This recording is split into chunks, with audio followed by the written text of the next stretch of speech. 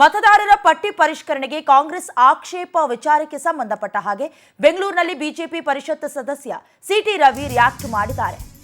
ಕಾಂಗ್ರೆಸ್ ಸರ್ಕಾರದ ಅವಧಿಯಲ್ಲಿ ಸುಮಾರು 7 ಬಾರಿ ಪರಿಷ್ಕರಣೆ ಆಗಿದೆ ಅಂತ ಸಿಟಿ ರವಿ ಹೇಳಿಕೆಯನ್ನ ಕೊಟ್ಟಿದ್ದಾರೆ. ಈಗಾಗಲೇ ನಕಲಿ ಮತಗಳು ಸೇರಬಾರದು ಅನ್ನುವ ಕಾರಣಕ್ಕೆ ಎಸ್ಐಆರ್ ಮಾಡ್ತಾ ಇರೋದು. ಕಾಂಗ್ರೆಸ್ನವರು ಮಾಡಿದ್ರೆ ಸರಿ, ಅದೇ ಬಿಜೆಪಿಯವರು ಮಾಡೋದು ತಪ್ಪಾಗ್ಬಿಡುತ್ತಾ ಅಂತ ಪ್ರಶ್ನೆ ಮಾಡಿದ್ದಾರೆ. ಬೆಂಗಳೂರಿನಲ್ಲಿ ಬಿಜೆಪಿ ಪರಿಷತ್ ಸದಸ್ಯ ಸಿಟಿ ರವಿ ಪ್ರಶ್ನೆ ಮಾಡಿರುವುದು.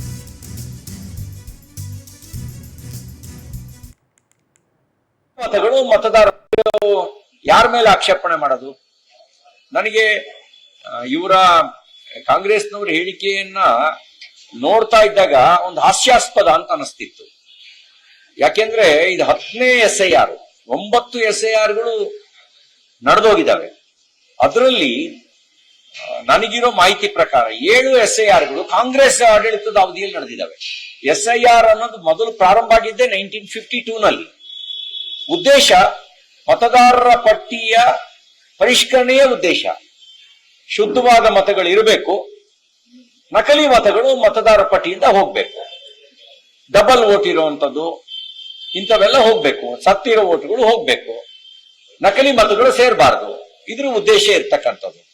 ಶುದ್ಧೀಕರಣ ಪ್ರಕ್ರಿಯೆಯನ್ನೇ ಅನುಮಾನದಿಂದ ನೋಡೋದು, ಅಪಪ್ರಚಾರ ಮಾಡೋದು, ಇದನ್ನ ನೋಡಿದಾಗ ಇಡೀ ಕಾಂಗ್ರೆಸ್ ಒಂದು ಟೂಲ್ ಕಿಟ್ ರಾಜಕಾರಣದ ಭಾಗವಾಗಿ ಕಾರ್ಯನಿರ್ವಹಿಸ್ತಾ ಇದೆ ಅಂತ ಅನಿಸ್ತಾ ಇದೆ.